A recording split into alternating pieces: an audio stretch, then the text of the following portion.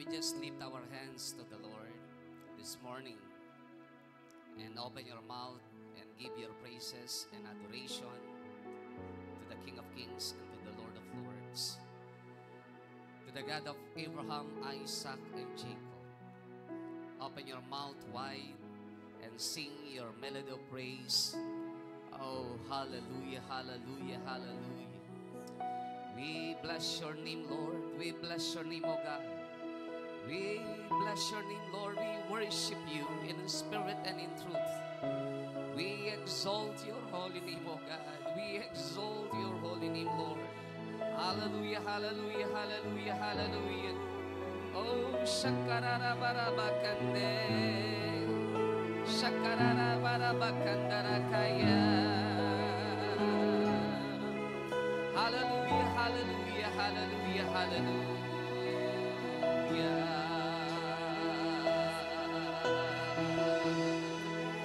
Patuloy ka namin, O Diyos, pinupuri at niluluwalhati. Patuloy ka namin pinaparangalan, Panginoon, sa aming kalagitnaan. At patuloy ka namin itinataas at itinatanghal. Ang iyong dakilang pangalan lamang ang nararapat papurihan, sambahin sa Espiritu at sa katotohanan. Oh, shakarakaya barabakandara-kaya barabakandara-kaya. Shakara barabakandara-kaya barabakandara-kaya barabakandara-kaya. Yes, oh Lord, hallelujah, hallelujah, Jesus. Oh, we bless your name, we bless your name, we bless your name, Lord. We bless your name, we magnify your holy name, oh God. Yes, oh Jesus. Yes, oh Lord, yes, oh God, hallelujah, hallelujah.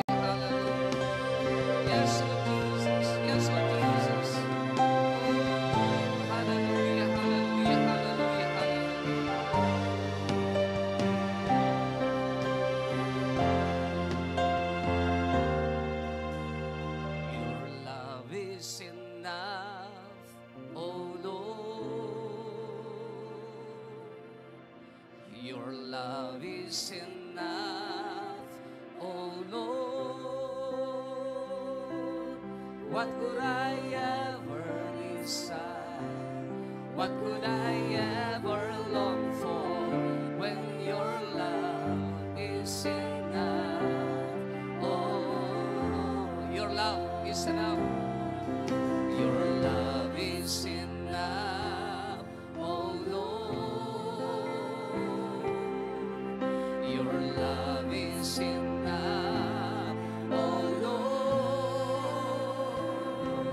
What could I ever desire? What could I ever long for when your love is enough? Oh, your love is enough. Oh Lord, your love is enough. Oh Lord. What could I ever desire? What could I ever long for when your love is enough? For the last time, church, your love is enough. Your love is enough, oh Lord. Your love is enough, oh Lord. What could I ever desire? What could I ever long for when your love is enough? Oh, what could I ever desire? What could I ever desire? What could I ever long for when your love is enough? Oh Lord, what could I ever desire? What could I ever long for when your love is enough? Sapat ang iyong pag-ibig at ang iyong pagmamahal sa buhay po ng bawat isa po sa amin. At kung meron pong isang dapat hangaan, kung meron pong isang dapat kami, Panginoon, lalo pang mamangha sa iyong kadakilaan, ito'y dahil sa iyong pag-ibig at pagmamahal na sa tuwing umaga ay laging bago. Hindi po kailanman nagkulang. Kumpleto. Salamat po, Diyos, sa umagang ito as we stand before you, acknowledging the truth that apart from you, we can do nothing. Search our hearts, our minds, Lord. Forgive us from all our sins, from all our unrighteousness. Forgive us from all our wickedness, shortcomings in life, weaknesses.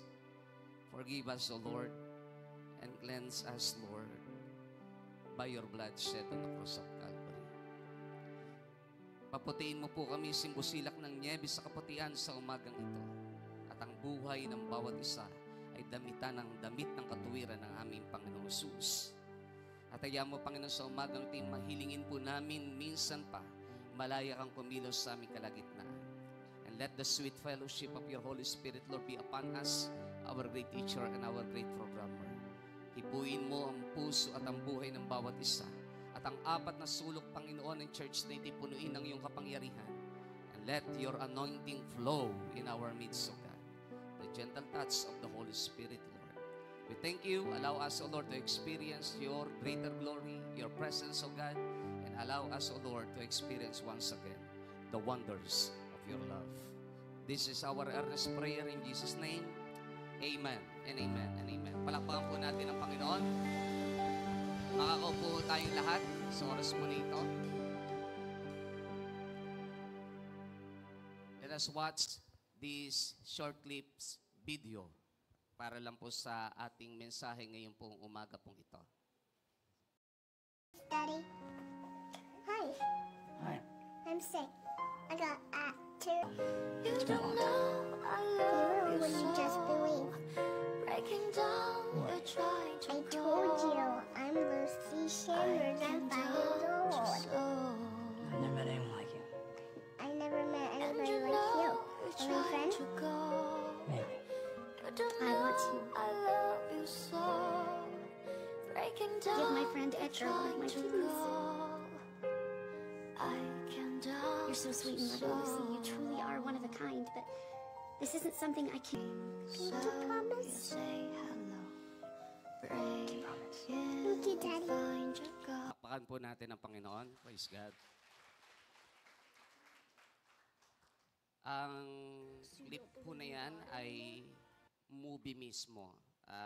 And I encourage everyone to watch this movie dahil napapanahon at nakaka-touch ng puso na all of us ay kagaya din po ni Edgar, a criminal.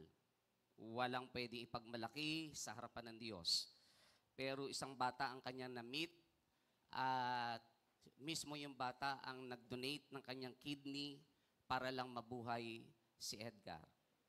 Hindi akalain ng magulang ng pamilya na gagawin ng kanilang anak.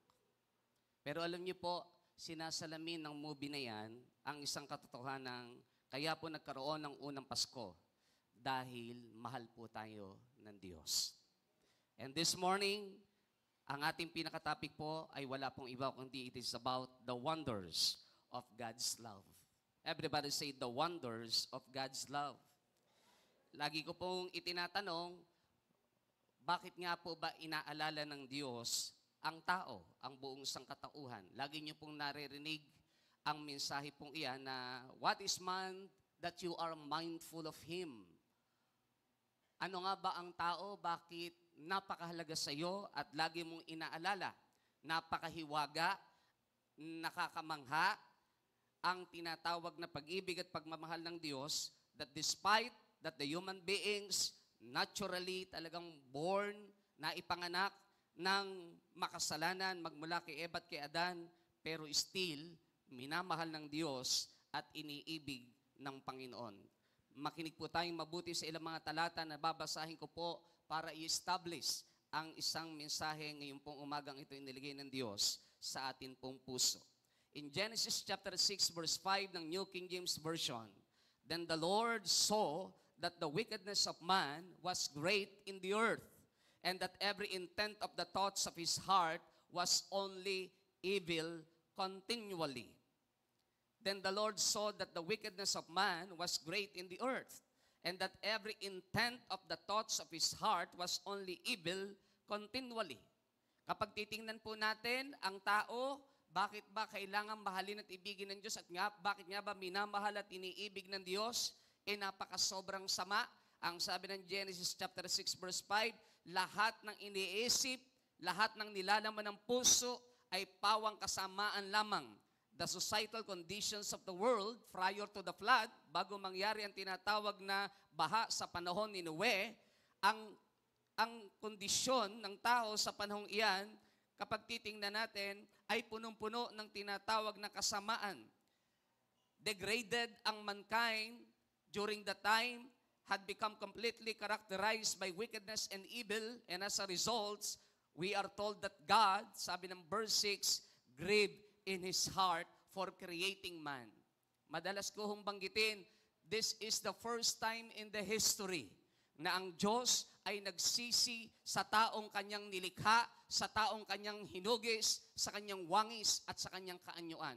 This is the first time in the history that God was grieved in His heart. Ang sabi ng Genesis 6 verse 6 ng New King James Version, and the Lord was sorry that He had made man on the earth, and He was grieved in His heart. Ang Diyos mismo ay nagsisi bakit nga ba niya nilikha ang tao at nalungkot ang kanyang puso sa nakita niyang kasamaan ng isip at ng puso ng tao. And this is the first time also in the Bible that yung word na heart or yung Hebrew lab na tinatawag is used in the Bible. When the term the heart is used in the contrast of human character, it is referring to the seat of the mind, intellect, purpose. Kapag titingnan po natin yung binabanggit na, and that every intent of the thoughts of his heart was only evil continually, ang ibig pong sabihin niyan, ang puso, sinasalamin ang kabuang pagkatao ng bawat isa sa atin, the seat of the mind, intellect and purpose. So ang kanyang ninanais at layunin ay pawang kasamaan lamang sa kanyang puso. Ang sabi ng Genesis chapter 6 verse 5. At ito pong talatang ito ay nagpapakita rin ng isang katotohanan na kung tutuusin, hindi ho kaibig-ibig ang tao sa kasaysayan. In Jeremiah 17 verse 9, the majority of people before the flood became so evil and wicked that their negative character completely overwhelmed any potential for good. Lahat ng posibleng gawing kabutihan ng tao na overwhelmed ng tinatawag na negative character ng tao sa panahon bago dumating ang baha. And the Bible teaches that the human heart at its worst is deceitful and desperately wicked.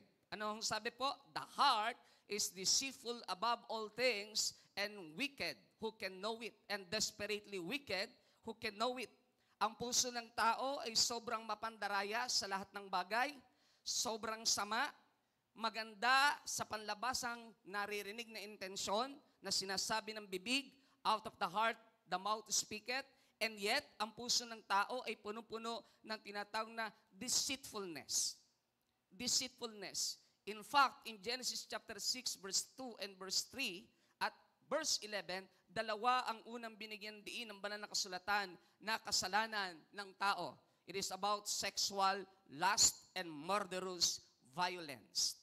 Murderous violence. Sobrang kasamaan, walang dignidad, walang moral. Ang sabi ho ng verse 11, the earth also was corrupt before God, and the earth was filled with violence. Everybody say corrupt and violence. Filled with violence. So verse 12, so God looked upon the earth, and indeed it was corrupt. For all flesh had corrupted their way on the earth. Dito po mismo binibigyan ng diin na ang humanity ay sobrang corrupt. Ibig sabihin, yung tinatawag na moralidad, wala na sa sangkatauhan.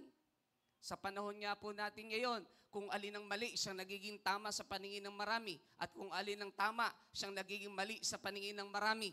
At kapag mas maraming naniniwala dito, ang ibang Kristiyano o ang ibang tao na kahit meron pang natitira sa ng kabutihan, doon na rin napupunta dahil takot silang labanan ng maraming tao. Naroon sila sa majority side, ayaw nila doon sa minority side. Nakalimutan po natin, kahit ikaw lang at ang Diyos, kapag ka nagsama, equal to majority. But most of the times, takot ho tayo kapag tayo po ay hindi nakasama sa karamihan na naniniwala sa isang bagay. So very corrupt during the time ang buong humanity. Yan po ay nangyari before yung tinatawag na antediluvian period. In Matthew 24:37 to 38 ng New King James Version, ipagpaumanhin niyo po dahil yung palang yellow ay hindi pala lulutang dyan. Matthew 24:37 to 38 ng New King James Version, "But as the days of Noah were, so also will the coming of the Son of Man be. For as in the days before the flood, they were eating and drinking, marrying and giving in marriage until the day that Noah entered the ark. And did not spare, until the day that Noah entered the ark." This shows us that before the flood, bago pa dumating ang tinatawag na baha, ang buhay ng tao ay nabubuhay ng normal. Parang okay lang, baliwala. Kahit nagpipreach si Tandang Noe ng salita ng Diyos. With no regard for God. Wala rin silang regard o paggalang sa Diyos. Hanggang sa dumating ang tinatawag na flood. Dito po sa Matthew 24:37 to 38, itinulad ng Diyos ang panahon po niya sa panahon ni Noah. Tansya ko po, ngayon din panahong ito, iisa lang ang sasabihin din ng ating Panginoong Hesus. But as the days of Noah were, so also will the coming of the Son of Man be.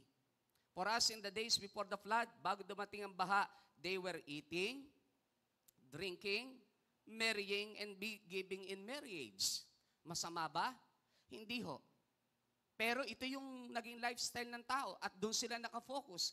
Kahapon ho, sa youth service, binigyan natin ito ng diin. Hindi naman ho masama talagang mag-asawa, mag-boyfriend at mag-girlfriend. Pero see to it na naibigay natin ang the best na pagdilingkod sa Diyos. Dahil ang pinakamahirap kung doon tayo nakapokus lang sa buhay. Sapagat panahon ni Noah, ganyan po ang tao. Marrying and giving in marriage until the day that Noah entered the ark. Without knowing, darating na pala ang 40 days na baha, na pag-ulan. Hindi alam ng tao. At wala rin silang tinatawag na respect sa pangangaral ng mabuting balita. Nangyayari din po ngayon yan sa panahon po natin. In 2 Peter 2 verse 5 ng New King James Version, "And did not spare the ancient world, but saved Noah, one of 8 people, a preacher of righteousness, bringing in the flood on the world of the ungodly." So hindi lang corrupt, hindi lang filled with violence ang panahon during the time of Noah, but also ito po ay panahon na tinawag na ungodly ng 2 Peter chapter 2 verse 5, world of the ungodly. Ito ay mundo na kung saan ay punong-puno ng mga taong hindi mga Diyos. Walang pananampalataya, walang pananalig.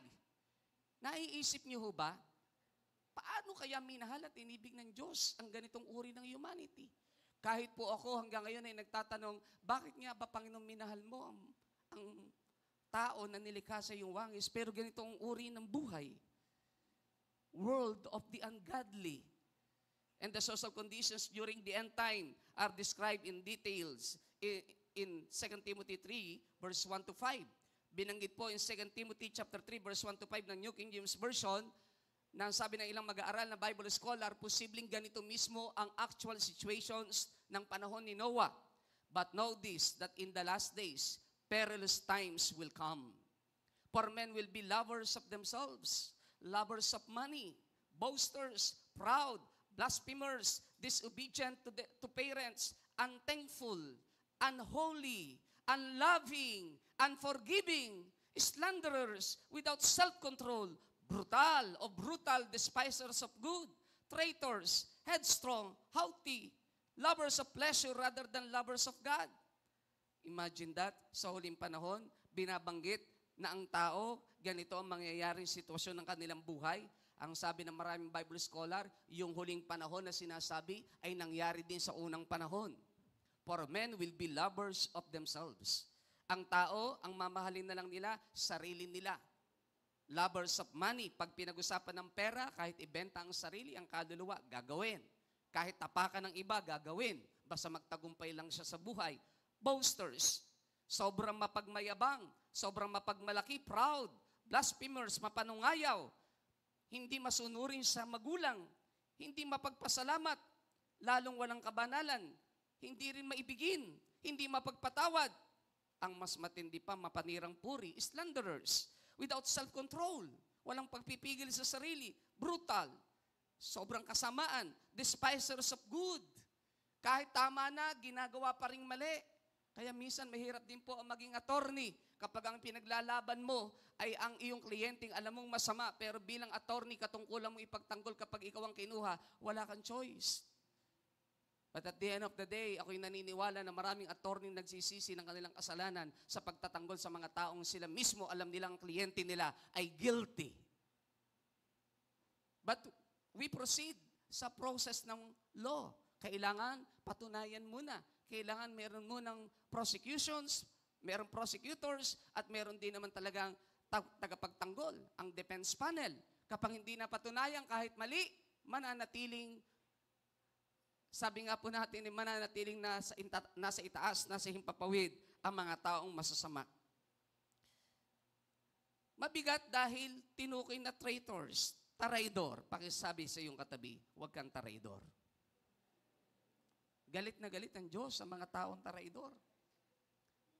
Galit na galit ang Diyos sa mga taong natalikod ka lang, pupunyaling ka na. Ganito ang panahon. Ganon ang panahon nila Noah, ganito rin ang panahon po natin. Kaya minsan magtataka tayo, bakit nga ba tayo inibig at minahal ng Diyos? Sabi ni Lucy kay Edgar, sabi niya, nung ibigay niya yung kanyang mga idinrowing, sabi niya, you know that God loves you? Hindi mapaniwala ni Edgar dahil alam niya siya isang kriminal. Sira pamilya niya. Pero sabi ni Lucy, Jesus loves you. At yung pagbibigay niya ng kidney kay Edgar ay pagpapatunay lang na kayang ialay ang buhay ng Diyos na nagmahal at umibig sa atin. Ang lalim ho ng movie na yan eh. Sobrang nakakapiga ng puso na ipaparamdam ng Diyos ang kanyang pag-ibig at pagmamahal sa isang taong sobrang makasalanan. Walang pwede ipagmalaki. Ang sabi ng verse 5, having a form of godliness but denying its power, and from such people turn away. Merong tinatawag na parang kung titingnan ay makadiyos, pero wala namang kapangyarihan. Why? Sapagkat ang pagiging makadiyos ay sa labi lamang, pero wala sa puso. Kapag titingnan natin, sobrang i-define ng Biblia, hindi lamang corrupt, hindi lamang filled with violence, hindi lamang world of the ungodly ang mundong ating ginagalawan, but also, ang mundong ating ginagalawan ay tinawag din pong carnally minded ng Romans 8, verse 6 to 8. For to be carnally minded is death, but to be spiritually minded is life and peace. Because the carnal mind is enmity against God, for it is not subject to the law of God, nor indeed can be. For to be carnally minded is death. Pagka ikaw ay ang iyong kaisipan ay kagaya ng kaisipan ng mundong ating ginagalawan, makalaman, kamatayan ang equivalent po noon. But to be spiritually minded is life and peace. Pero pagka ikaw naman ay maka-spiritual ang iyong paraan ng pag-iisip at pamumuhay, buhay naman at kapayapaan ang idinudulot po nito. Because the carnal mind is enmity against God.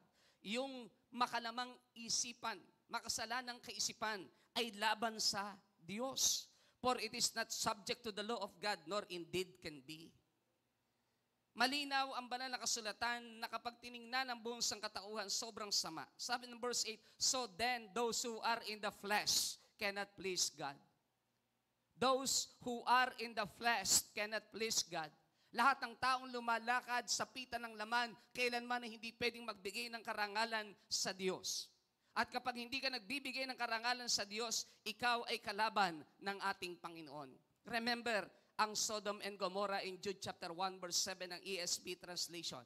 Just as Sodom and Gomorrah and the surrounding cities which likewise indulged in sexual immorality and pursued unnatural desire. Bakit unnatural desire? Lalaki sa lalaki nagtatalik, babae sa babae nagtatalik, serve as an example by undergoing a punishment of eternal life. May punishment of eternal life sa mga taong gumagawa ng buhay kagaya ng Sodom and Gomorrah, ng Sodomites. Lalaki sa lalaki nagtatalik, babae sa babae nagtatalik, may nakalaang tinatawag na punishment of eternal fire. Nangyari po yan. Hindi lang punishment of eternal fire. Kapag babasahin natin ang Jude chapter 1 verse 7 ng ESV translation, parang sinabing ang kahulugan ng literal na apoy na bumaba sa Sodom and Gomorrah na tumupok at gumunaw sa maraming tao at pumatay ay parang sinabing simbolo. Hindi lang doon natatapos, simbolo na meron pang eternal fire, eternal punishment doon sa kabilang buhay. Dalawa ang mararanasan, literal na apoy at yung tinatawag na punishment of eternal life. That's why kapag katinignan ho natin ang banal na kasulatan, hindi pwedeng paikutin ng tao ang Diyos. Kaya madalas natin marinig sa ating spiritual director, nobody can manipulate God and nobody can deceive God. Si Jesus in John chapter 2 verse 25, He did not need any testimony about mankind for He knew what was in its person. For He knew what was in its person. He knew them all, ang sabi na ibang translation. Hindi niya kailangan ng marami pang mga patotoo, pagpapatunay, patungkol kung ano nga ba ang tao. Alam ng Panginoon Jesus sa ibang translation, He did not commit Himself to them because He knew them all. Ang sabi ng NIV translation. Bakit? Bakit ganun ang binanggit ng Panginoong Jesus? During the time, ang dami sumusunod sa Kanya eh. Pero kilala sila ng Panginoon. Maraming sumusunod because of the signs, wonders, and miracles. Maraming sumusunod because of doon sa tinatawag na mga blessings na nakikita ng mga tao. That's why ang Panginoon Jesus mismo, He did not commit Himself to them. Sapagat ang tao minsan kaya lang susunod at magsusuko ng buhay dahil nakakita ng himala at nakaranas ng pagpapala. Hindi naman masama na maging dahilan ng maraming himala at pagpapala para ikay mag-commit ng buhay, pero alam ng Diyos ang lalim ng pinagkukuhanan at pinaguhugutan ng buong humanity. We cannot manipulate God. Hindi natin pwedeng paikuti ng Diyos sa ating sariling kamay. Hindi natin pwedeng lokohin ng Diyos sa ating personal na pamumuhay. Kilala po ng Diyos ang bawat isa po sa atin. In fact, ang sabi ng Psalm 139, lahat ng bahagi ng iyong buhay alam ng Diyos. Pati ang mga mangyayari at ang lifespan ng iyong buhay, alam ng Diyos, recorded in His book. Ang buong frame ng iyong pagkatao, lahat ng bahagi ng iyong katawan. Kaya nga tayo naniniwalang He is our great healer. Why? Kasi kabisado ng Diyos ang ating buong pagkatao. Maging ang pagkakalikha sa atin at pagkakabalangkas, alam ng Diyos. Kilalang-kilala tayo ng Panginoon. Hindi natin pwedeng ilingid at itago at ilihim sa Diyos. Alam niya, pati bilang ng ating buhok. Alam ng Diyos. Kung nalaglag man ang 2, 7 niyan, tiyak bilang pa rin ng Diyos yan. Walang pwede ilihim sa Lord. Sabihin mo sa kanan mo, alam ng Diyos ang ginagawa mo. Sa kaliwa, tama ka, alam din niya ginagawa mo. Walang pwedeng magtago at maglihim sa Diyos. Sabi ng Mangangaral 12, talatang 14, sa huling panahon, mabutit masamay, pagsusulit natin sa Diyos eh. Dahil walang bagay na lihim sa Panginoon, lahat ay hayag at lantad. In fact, sa mata ng Diyos, ang kadiliman ay parang liwanag at parang araw. Hindi ang ibig sabihin ng Diyos ay nabubuhay sa kadiliman, kundi ang ibig lang sabihin ay kayang makita ng Diyos ang pinakamalalim na bahagi ng buhay mo at ang pinakatatago-tago mo pa, alam na alam ng Diyos. Hindi pwedeng lokohin ng Lord. Doon sa Luke 1:51 ng New King James Version, He has shown strength with His arm. He has scattered the proud in the imagination of their hearts. Tinukoy ng Luke 1:51 kung ano nga ba ang humanity. Proud in the imagination of their hearts. Sobra ho tayong, hindi lang mapagmalaki may lalim pa. Dahil maraming pinapangarap ho ang ating puso. Si Eva kaya napabagsak Si Adan kaya napabagsak. Sinabi lang ng ahas na, alam niyo bang pag kumain kayo ng bunga ng punong kahoy na yun na nasa gitna ng halamanan ng hardin ng Eden, kayo'y magiging parang Diyos. The imagination of the heart. Minsan madali din ho tayong lokohin kahit mga scam. Kapag sinabi sa iyo, ikaw ay nag-invest dito ng 5,000 sa isang buwan, 10,000 na kasunod niyan, ang babalik sa iyo. Dahil mahilig ho tayo sa imagination ng ating buhay na gusto natin lahat shortcut at ang gusto ho talaga natin ay mangarap ng mga bagay na madaling makuha, madali ho tayo maloko. Usong-uso na rin po ang love scam maging sa social media. Na sa unay padadamahin ka, ikaw ang unang bibigyan. Isang bahagi po ng love scam. Ikaw ang unang bibigyan. Ikaw ang unang padadamahin. Sa susunod, hindi magpaparamdam sa iyo. Dahil medyo namamahal mo na ng kaunti, hahanapin mo na. Sasabihin sa iyo, saka na lang muna ako magsasabi. Magkukulit-kulit kasi mahal mo. Ano nga ba nangyari? Ano nga ba nangyari? Pasensya ka na. Medyo nagka-problema lang kami. Ano naging problema? Nangailangan ng pamilya ng gusto. Kinapos ako. Ganun ba? Ang hihinga na sa susunod, yung babaeng dating binibigyan. Isa ho sa love scam ngayon yan. Meron hong, naka-record nga pala ako. Pero siguro maganda lang para lang mapaalalahan na ng bawat isa. May isang kapatiran tayo na nag-message, Pastor, sabi niya, okay lang ho ba? Bibigyan daw ho ako ng ganito. Meron siyang ka-chat foreigner. Bibigyan daw ho ako ganito, papadalan daw akong pera ng ganito, ganito. Okay. Ang tanong niya sa akin ay, Pastor, okay lang ho ba natanggapin ko? Po ako ligawan through chat. Babae po ito. Sabi ko, sa tingin niyo ho, ba't kayo bibigyan? Siya mismo, hindi niya masagot kung ba't nga ba siya bibigyan. Sabi ko, love scam po yan. Sa susunod ho, kayo na ho ang delikado. Kami po sa social media, ay natatapik ho natin yan. Napakaraming love scam ho ngayon. Take note, 1,000 SIM card ang nahuli po ng ating pong NBI magmula pa sa Pogo. At karamihan po ng mga numbers na yan ang ginagamit sa scam. Yung iba, papalitan ng picture, mas gwapo. Yung iba, mas sexy, kaya nahihirati ang marami. Hindi nyo po alam, beauty is in the eye of the beholder. Pakitingnan nyo po katabi nyo. Beauty is in the eye of the beholder. Kaya no one can question kapag sinabi ng isang lalaki na mahal ko siya kahit sino siya. Hindi niya pwedeng questionin yun. Kahit yung babae, pag sinabi niya mahal ko to, kahit sino siya, hindi mo pwedeng questionin yun. Kung sa tingin mo pangit yun, sa tingin niya, yun na pinakamaganda at pinakagwapo, wala nang pwedeng tatalo pa doon. Sabi mo sa katabi mo, dapat alam mo yun. Huwag mo akong pinipintasan. Pero ang totoo po, kasabihan lang po ang beauty is in the eye of the beholder. Pero ang isang katotohanan, we are created in His own image, in His own likeness. Kaya naman the Imago Dei of God, the Imago Dei, yung wangis ng Diyos ay nasa buhay ng bawat isa po sa atin. Kaya lahat po tayo magaganda. Magagandang lalaki at magagandang babae. Amen? Palakpakan ho natin sandali ang Lord. Nakalamang lang ho ako sa inyo ng konti. Joke. Sabi ni Brother Dorphy. And the Lord was sorry that He had made man on the earth and it grieved Him to His heart. Ang sabi ng New King James Version, so the Lord said, I will blot out man whom I have created from the face of the ground. Ang bigat, ano? Ang Diyos mismo ay nagsorry. Sabi ng verse 7, man and beast and creeping things and birds of the air, for I am sorry that I have made them. Imagine that, ano? Dahil sa kasalanan ng tao, ang Diyos mismo ay nagsisi sa pagkakalikha. And what is the result?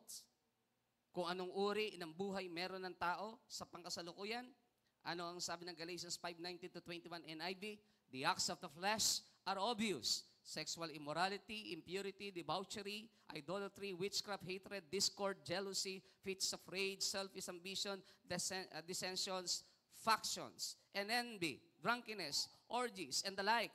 I warn you, as I did before, that those who live like this will not inherit the kingdom of God. Ito na po ang uri ng society na meron po tayo ngayon. Puno ng envy, ng tinatawag na pagkainggit, hindi lang pagkainggit, maging nung tinatawag na hatred, nung pagkapuot, nung pagkakabahabahagi, discord, yung pagiging mapanigbughuin, jealousy, siloso, na marami hong ganun, pati sa church, nangyayari po yan, no? Nagkakaroon ng selfish ambition. Kaya dapat bantayan din ang sarili eh. Delikado ho talaga tayo dahil tayo ho'y nasa lupa pa. Nasa katawang panlupa, kahit Kristiyano tayo, eto na po talaga ang sitwasyon, matindi ang laban sa flesh. At yan po ay dapat ho nating bantayan. At ganito ang uri ng tao, ng buong sangkatauhan, ng ibigin ng Diyos. That's why, ang tanong ko ho lagi, how come the sinful humanity loved by God? How come? Paano nga ba minahal ng Diyos ang sinful humanity? Naisip niyo ho ba yon? Naisip niyo ho ba kung paano tayo mahalin ng Diyos at minahal? Naisip niyo rin po bang kamahal-mahal ba tayo? Hindi ho eh.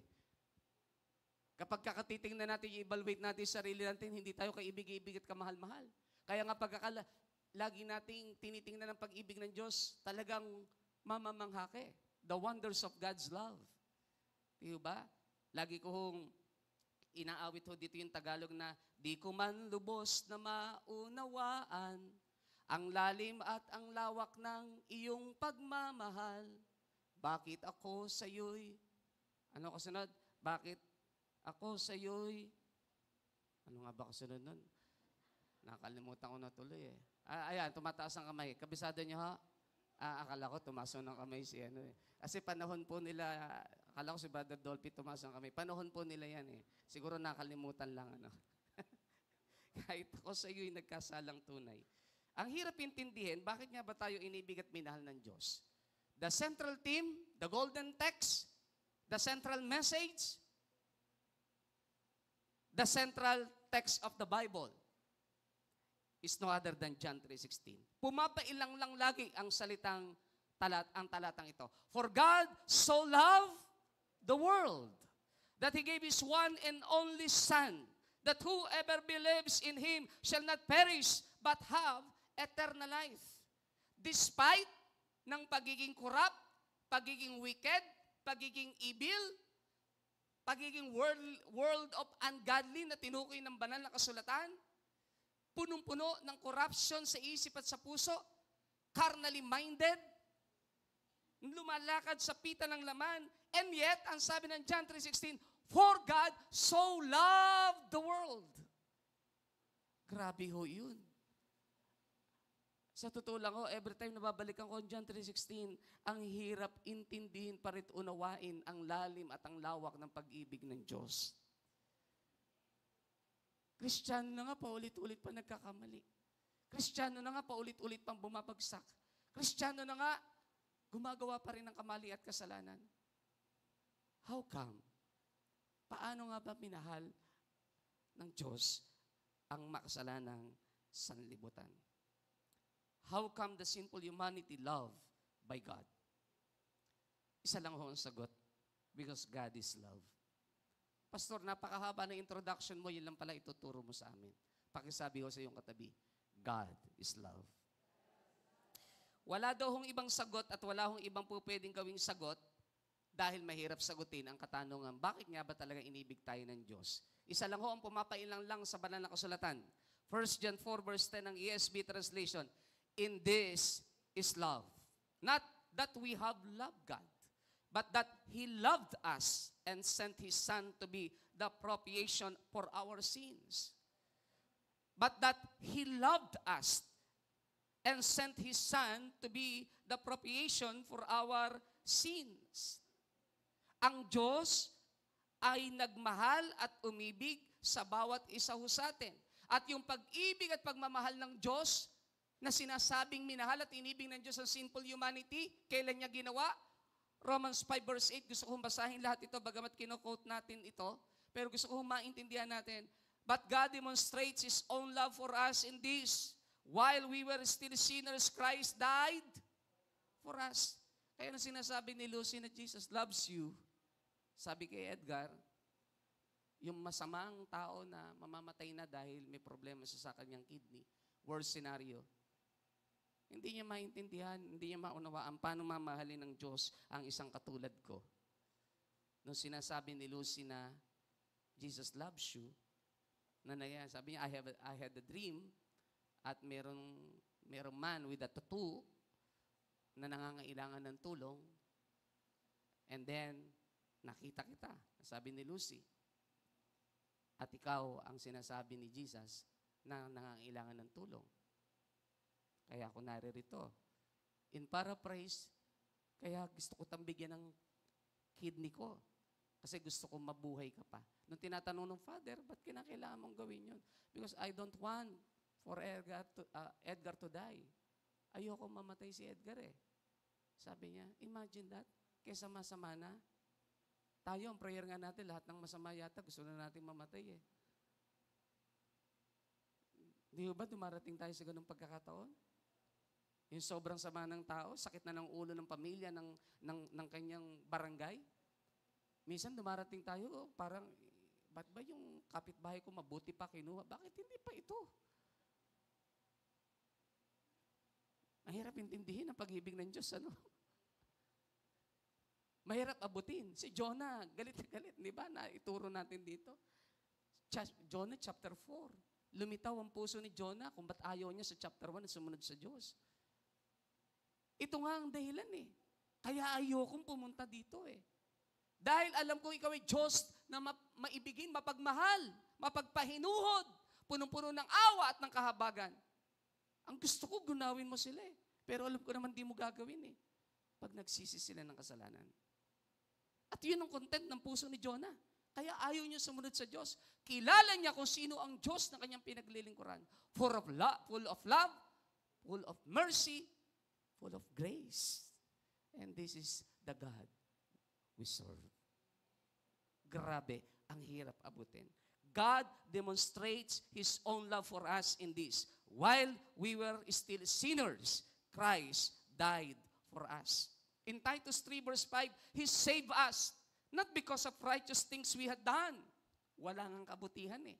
Punong-puno nga ng korupsyon ng isipan, wickedness ang puso at isipan ng tao. Not because of righteous things we had done, but because of His mercy. He saved us through the washing of rebirth and renewal by the Holy Spirit. But because of His mercy. Ang mercy ng Lord ay part ng God's love. But because of His mercy. Not because of righteous things we had done. Kaya tayo, hindi natin po pwedeng salaminin ang ating buhay na para bang tayo ay masigit na dakila at magaling kaysa sa iba.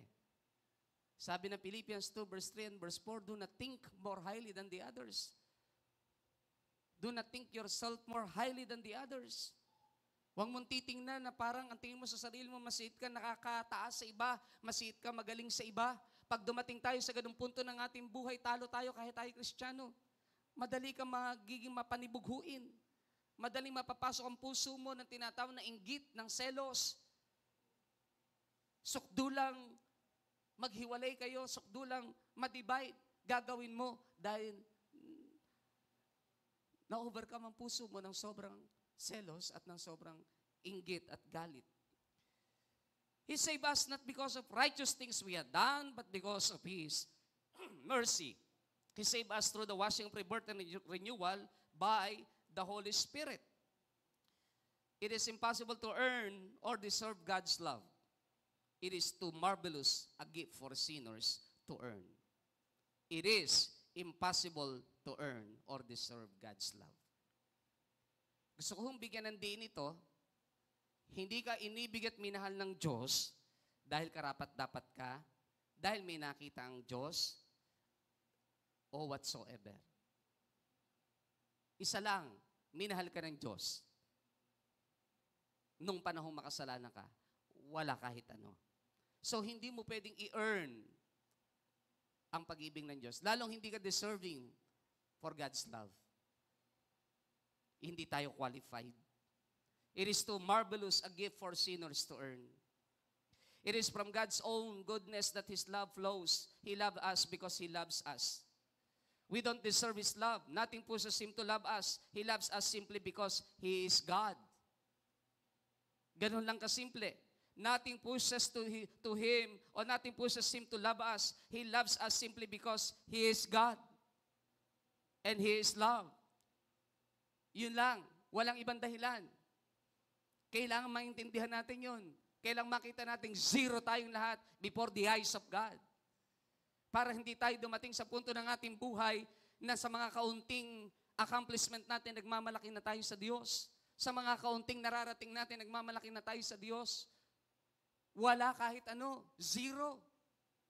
Kaya nga lagi natin na example, ang mga tunay na anak ng Diyos at Kristiyano dapat tingnan ng sarili na mula lamang sa isang tuldok na kahit ikaw, malayo ang marating mo at malayo ang ma-accomplish mo, marami kang ma-accomplish sa buhay, marami kang tagumpay, still, huwag mong kakalimutan, zero ka pa rin before the eyes of God.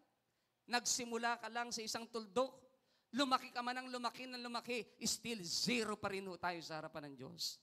Nagkaroon lang ho ng ganda ang buhay po natin. From nothing to something, it is because of Him who loves us. Amen? Palakpakan natin ng Panginoon.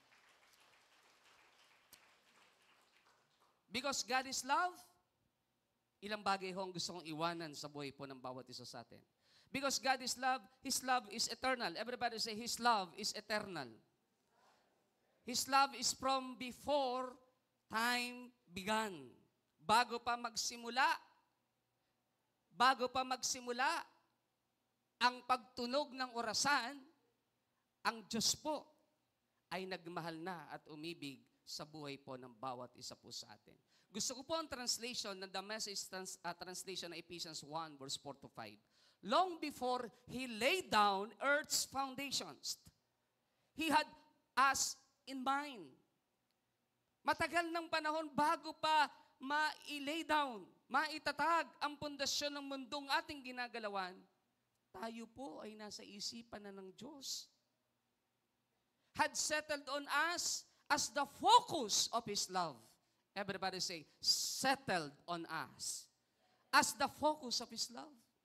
Imagine that, bawat isa sa atin, nasa isipan na ng Diyos ang bawat isa sa atin. At hindi lang basta nasa isipan ng Diyos, settled ang isang katotohanang nakafocus lang doon sa pag-ibig ng Diyos ang buhay ng bawat isa sa atin. To be made whole and holy by His love. To be made whole and holy by His love. Kaya nga kahit hanapin mo ang lahat ng uri ng pagmamahal sa mundong ito, hindi ka pwedeng makumpleto. Dahil ang totoong kakumpletuhan natin ay ang pag-ibig lang ng Diyos. Kaya binanggit na to be made whole and holy by His love. Ang kagalingan ay dumarating lang sa emosyon, spiritual, everything because of His love. Kaya madalas ko sabihin sa inyo yung song na, sabi roon, kahit ibigin ko ang yaman ng mundo, di pa rin maitutulad sa kadakilaan mo. O kahit ipunin ko, kahit ibigin ko lahat ng uri ng tao, di pa rin, sabi po ron, di pa rin maitutulad sa dakilang, hindi pa rin ho kaya eh. Kahit ibigin mo ang lahat ng uri ng tao, 10 man ang mahal mo, 20 man, hindi ka masasatisfied. Sapagkat ang pwede lang mag-satisfied ay ang pag-ibig ng Diyos na mula pa lang nung una, hindi ka pa nililikha maging ang mundong ating ginagalawan, nasa isipan ka na at focus ng pag-ibig ng Diyos. Mas malakas yung palakpak sa Panginoon. Long before He laid down earth's foundations. Kaya sabi ng Diyos kay Jeremiah 1 verse 5, alam mo bang bago ka pa nilikap, magmula pa lang sa womb ng iyong magulang, tinawag na kita, pinili na kita. Jeremiah 31 verse 3, naroon ka pa lang sa malayo, nakita na kita. Mula pa lang doon, inibig na kita, minahal na kita. Malayo ka pa lang, hindi ka malapit sa akin. Nagkakanya-kanya pa kayo ng buhay. Pero magmula pa lang doon, minahal na kita. Inibig na kita. Nagmalasakit na ako sa iyo. Ito po ang Diyos na ating pinaglilingkuran. Na kahit napakasama ng humanity ng buong sangkatauhan, minahal at inibig ng Diyos long before He laid down earth's foundation. Tingnan niyo po ang verse 5. Long ago, He decided to adopt us into His family through Jesus Christ. Church, hindi pa ho tayo sinisilang sa mundong ito. Nag-decide na ang Diyos sa kanyang sarili na tayo ibilang sa kanyang pamilya. What pleasure He took in planning this. How can you imagine that? The Message translation, what pleasure He took in planning this. Sa tingin nyo, saan nagmumula ang Diyos? Ba't niya ito ginawa at pinlano? Kaya napakapalad ho natin eh.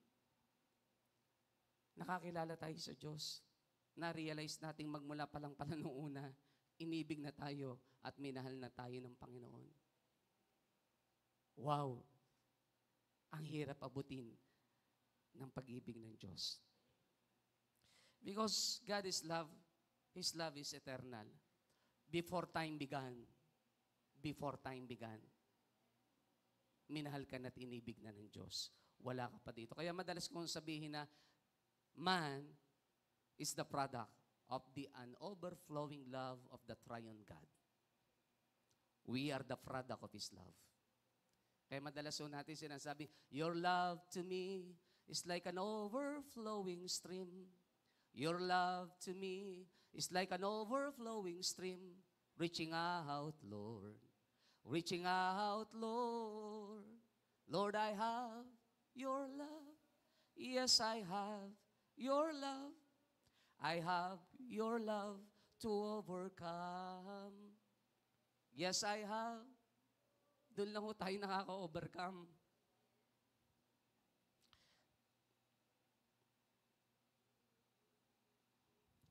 Pag nasasaktan ho tayo, pag-ibig lang ng Diyos ang tumutulong sa atin para ma-overcome ho natin.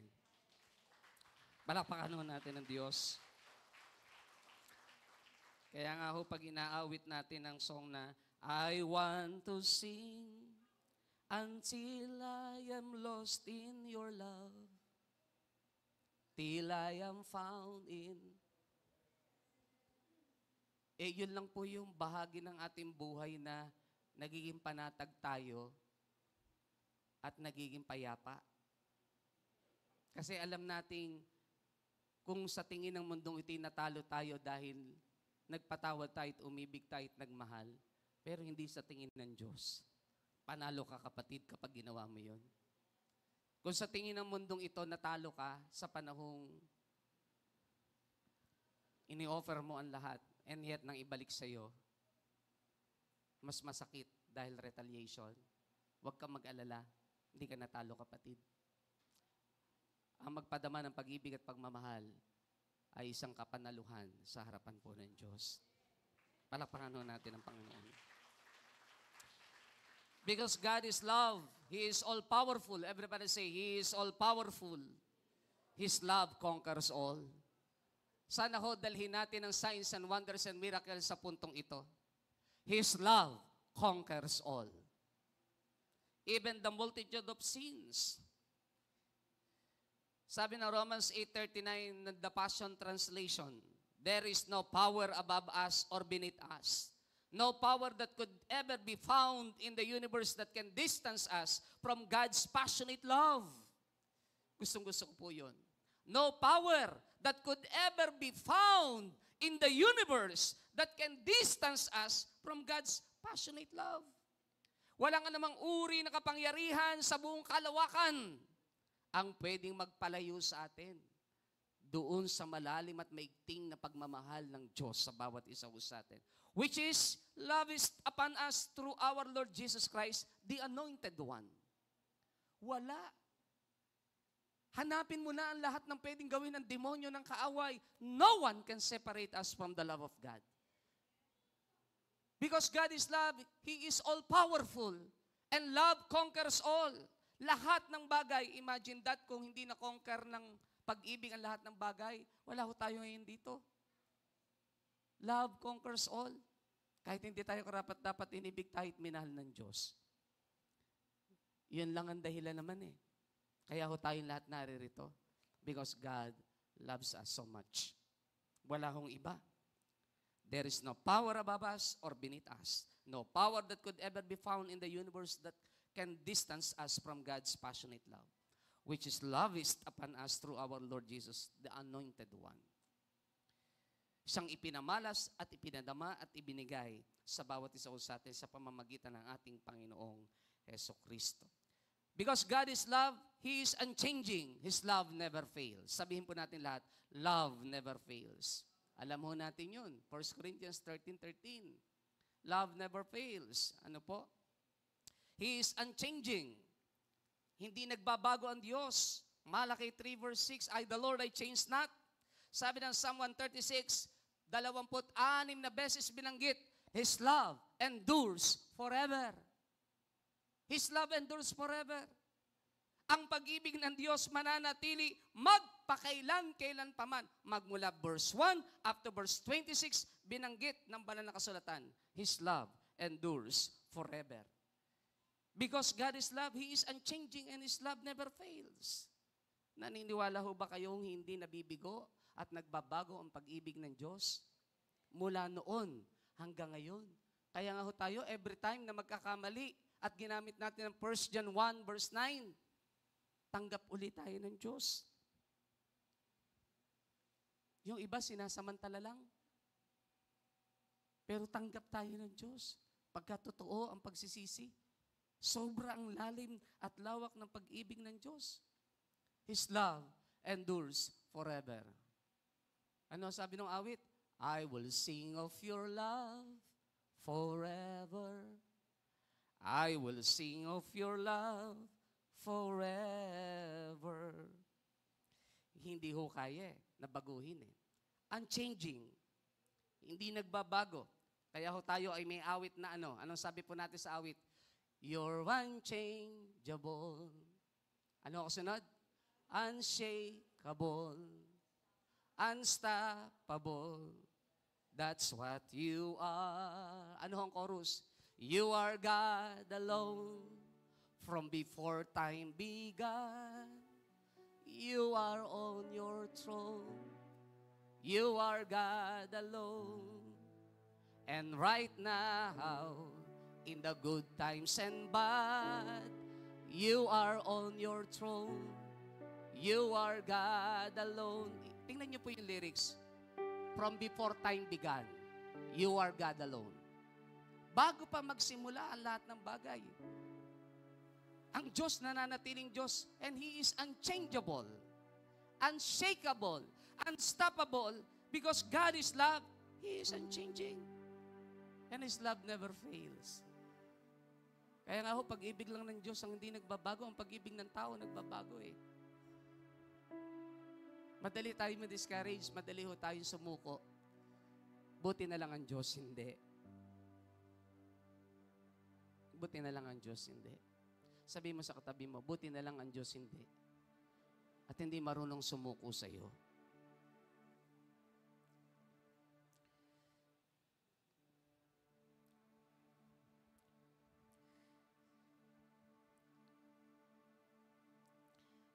He is unchanging.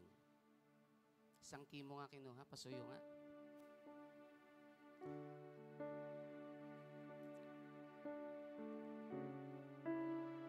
Bago ko ibigay yung panghuli, di ho bang awitin lang natin, coming from our hearts.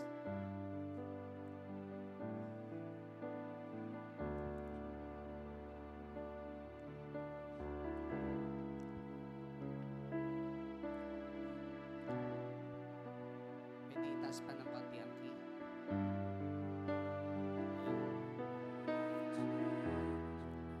From before time began, you are on your throne. You are God alone. You are God alone.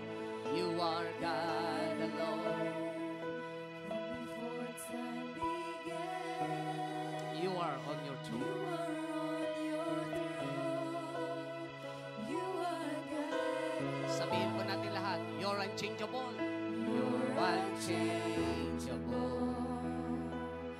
Unshakable. Yes, O Lord.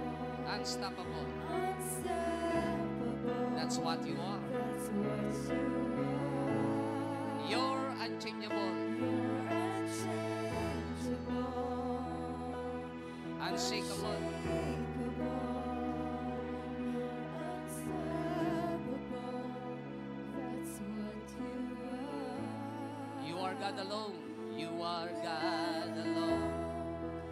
From before time began. You are on your throne. You are God alone. And right now, And right now, in the good times and bad, you are on your throne. You are God alone. His love endures forever. Tama po si King David. Ang pag-ibig ng Diyos at ang kanyang katapatan ay laging magkasama, hindi naghihiwalay. Nangako ang Diyos, tutuparin niya. Pag ikaw ay nanumbalik, hindi pwedeng ang pagmamahal ng Diyos ay maapektuhan. In the first place, if you will study yung tinatawag po na atonement of our Lord Jesus Christ, the past, the present, and the future sins are already forgiven. Yun ang uri ng pag-ibig at pagmamahal ng Diyos na meron ho. Hindi mo pa nga ginagawa yung kasalanan, ang Diyos ay nagpapatawad na. Hindi mo pa ginagawa.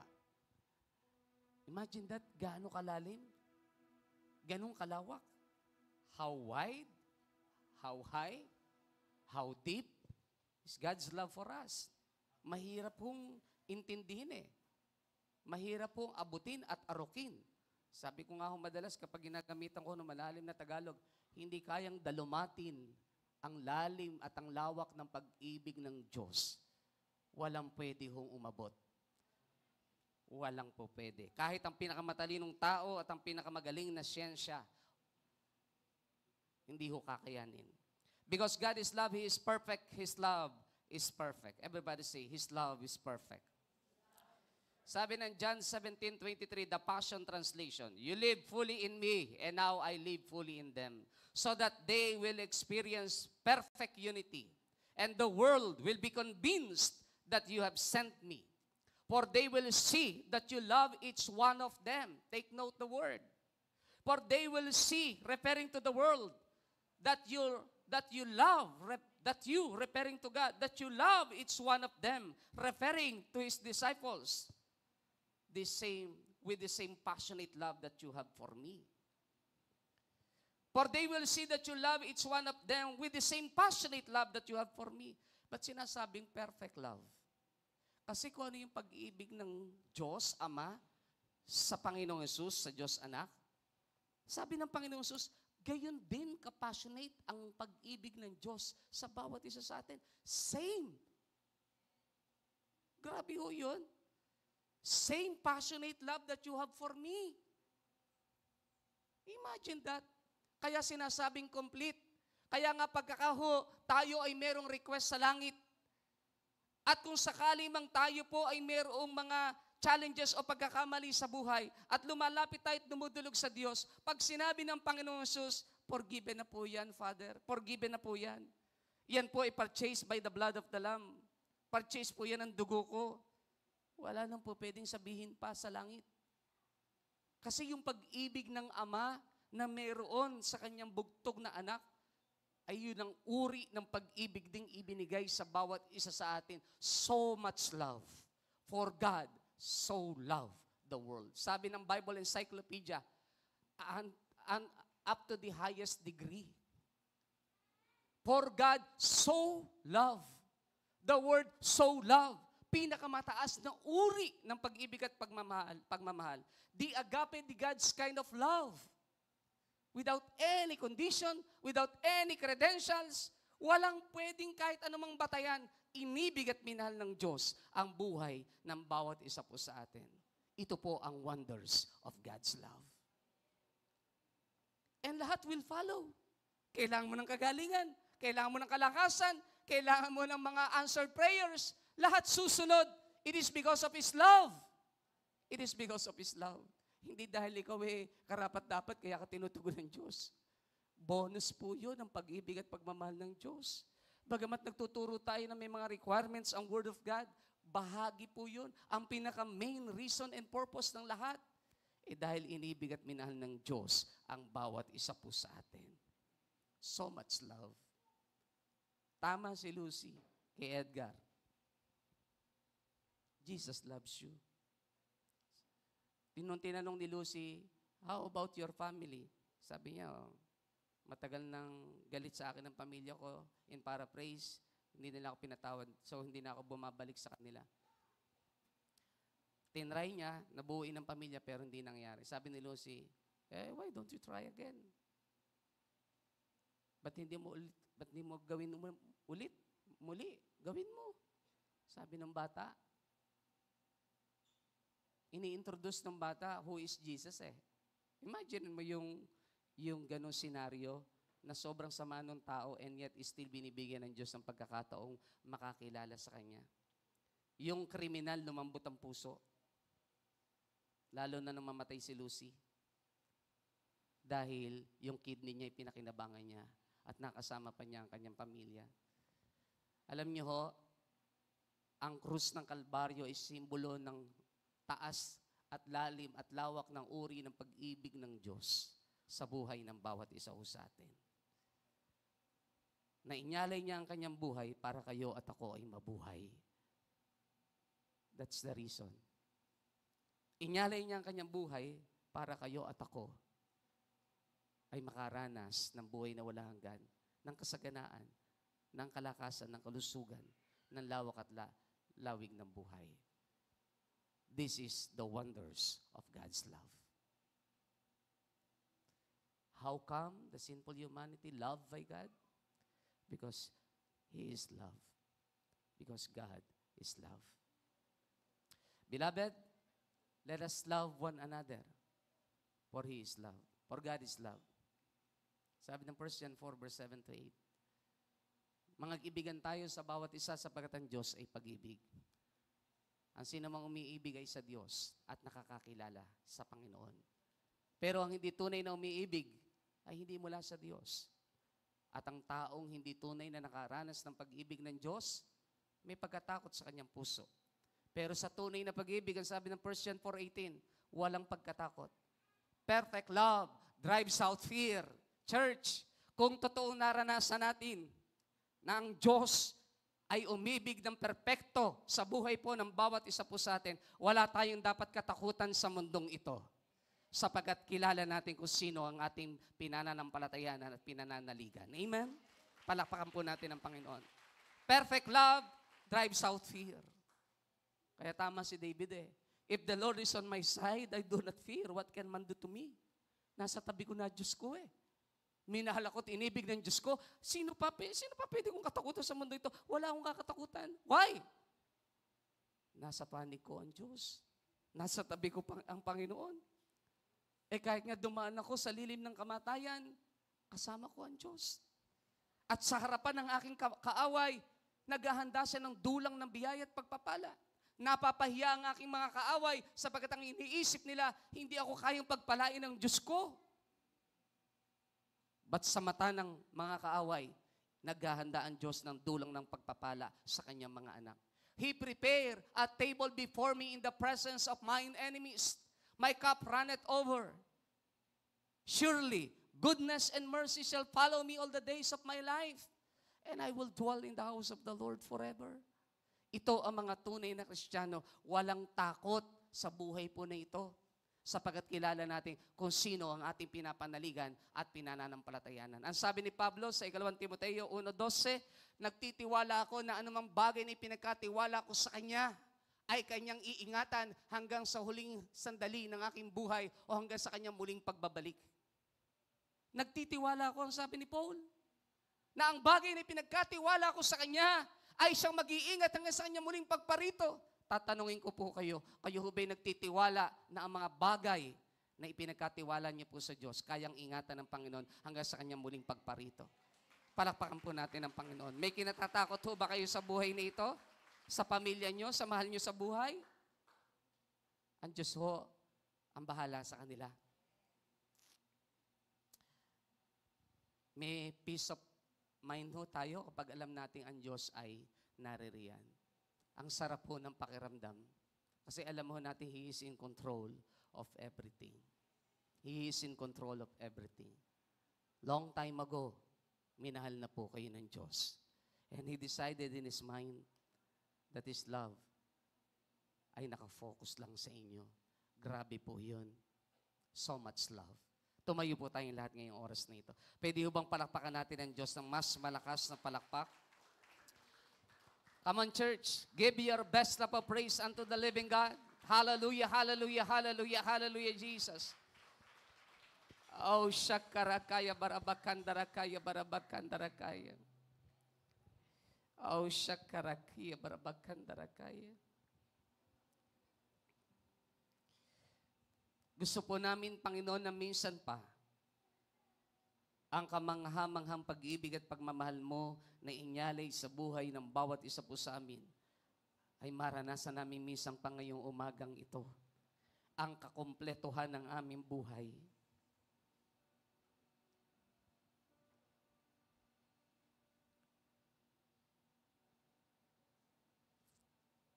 I want to sing until I am lost in your love, till I am found in your presence.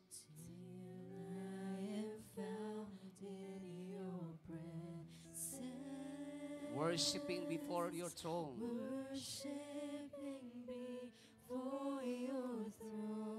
Filled with your spirit.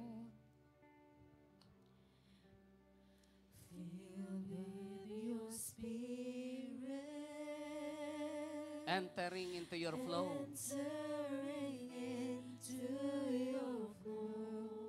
How precious this moment. How precious this moment. Lord, I want you to know. Lord, I want you to know. I want to sing. I want to sing. Yes, O Lord. Until I am lost in your love. Till I am found in your presence, Lord.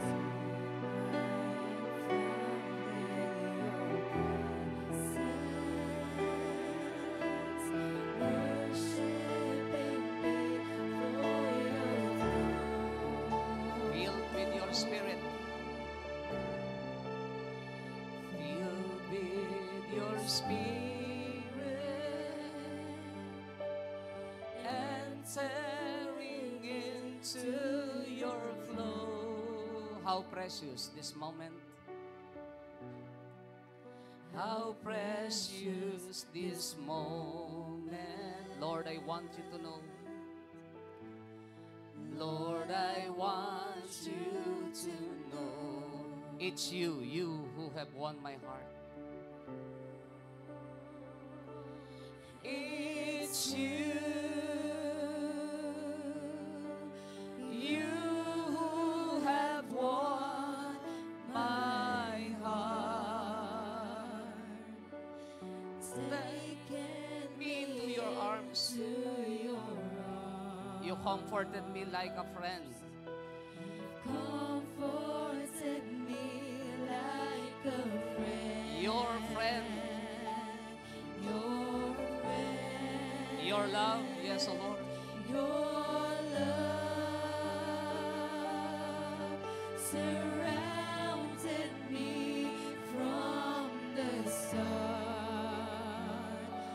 I never want to be apart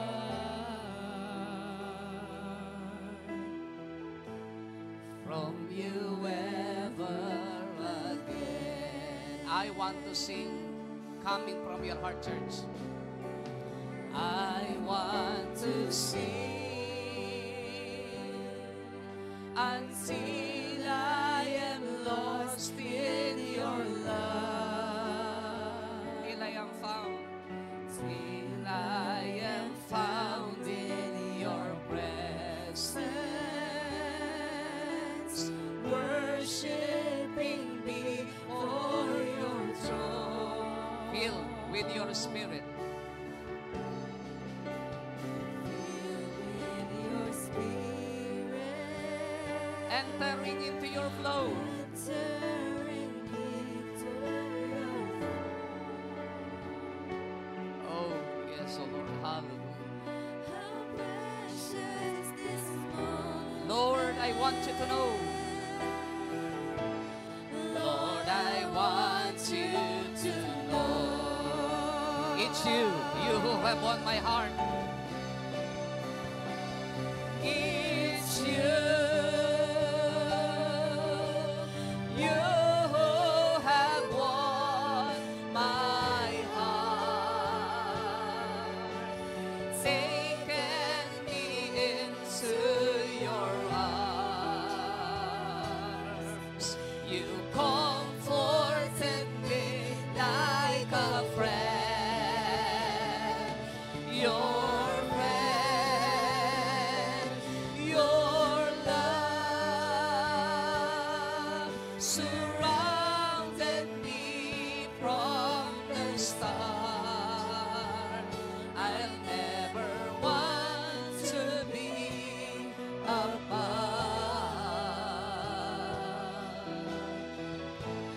from you ever again. It's you who have won my heart. It's you have won my heart. Taken me into your arms. You comforted me like a friend.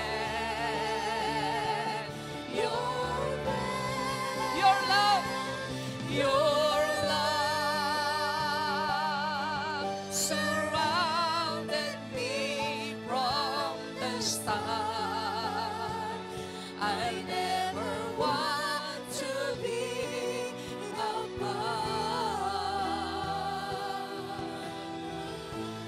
from you ever again. Pwede ho bang ilagay natin ang ating kanang kamay sa tapat ng ating puso?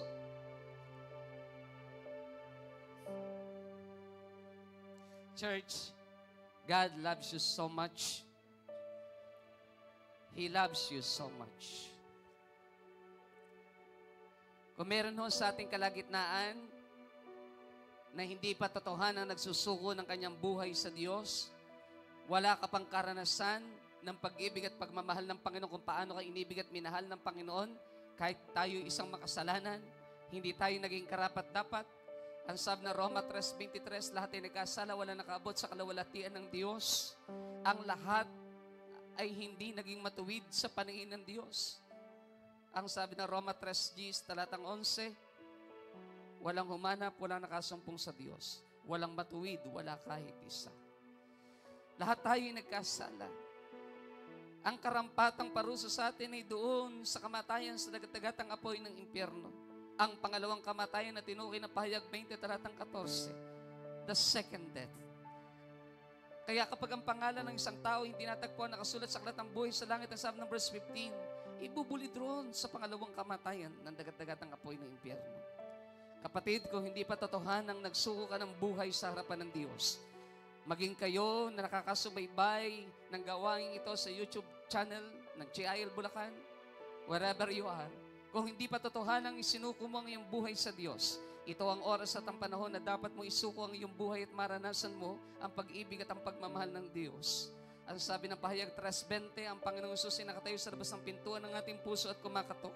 Ang sino man dirinig ng kanyang tinig at bubuksan ng pintuan ng Diyos, ipapasok sa kanyang buhay at makakasama niyang kumain sa hapunan.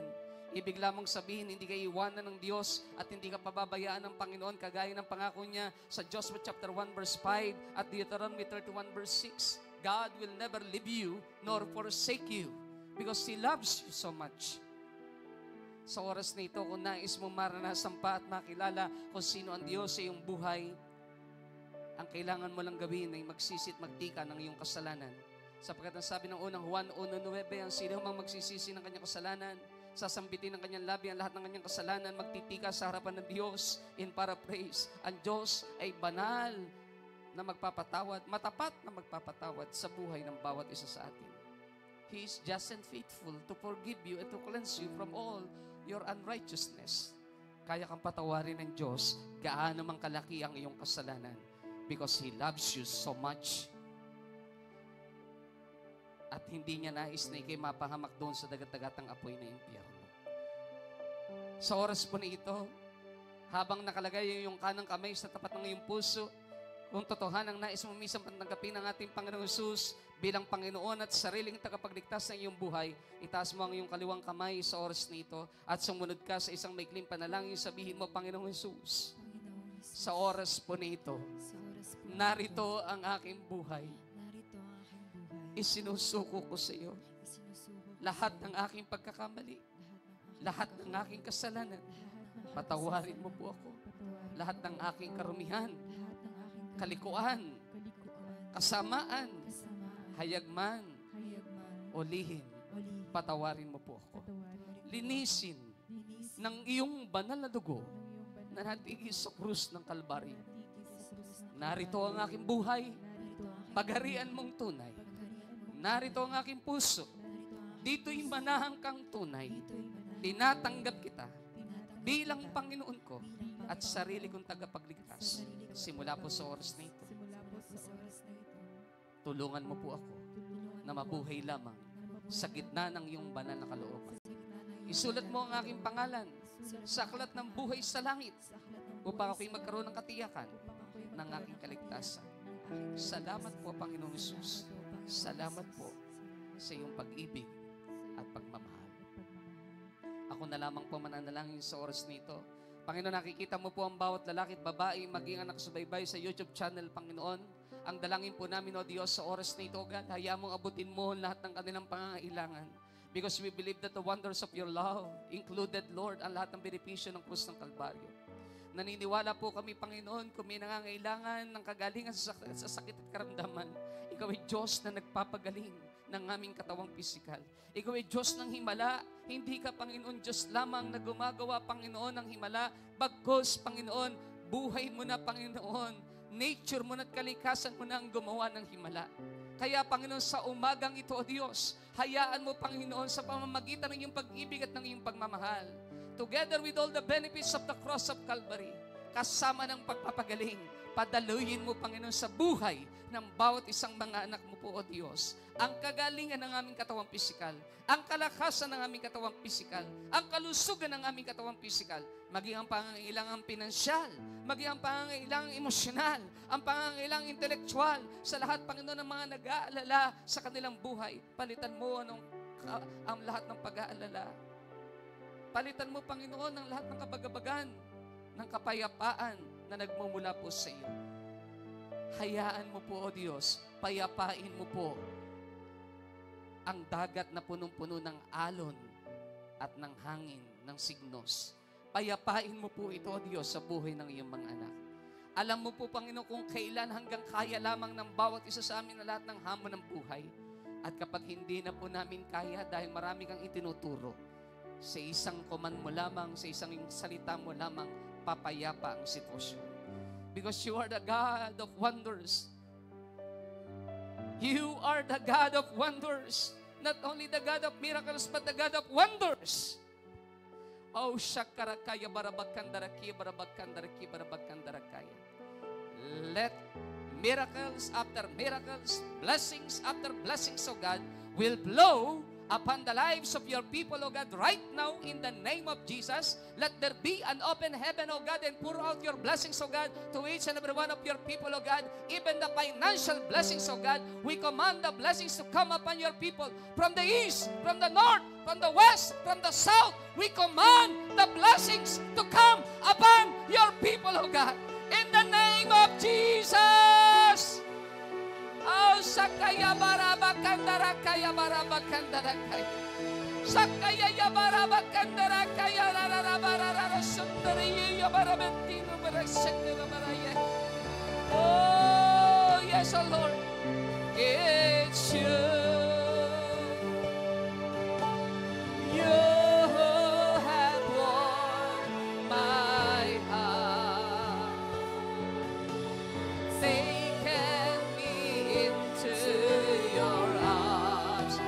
Comforted me.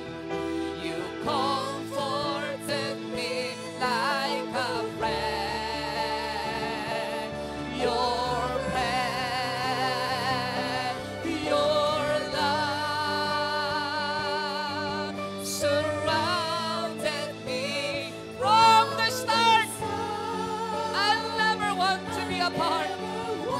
sakaya barabakandara kaya barabakandara.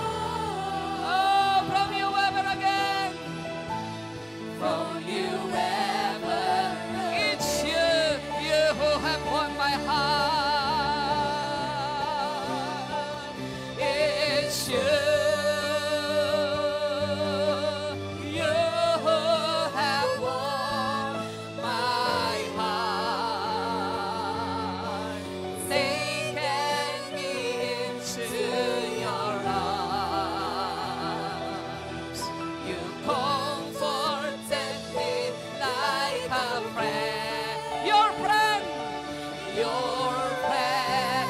Your love. Your love surrounded me from the start. Oh, Sarabarabakandarakan.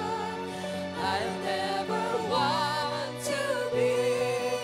Church, sa huli pong pagkakataon, galing sa ating puso, ideklara po natin, it's you, you who have won my heart.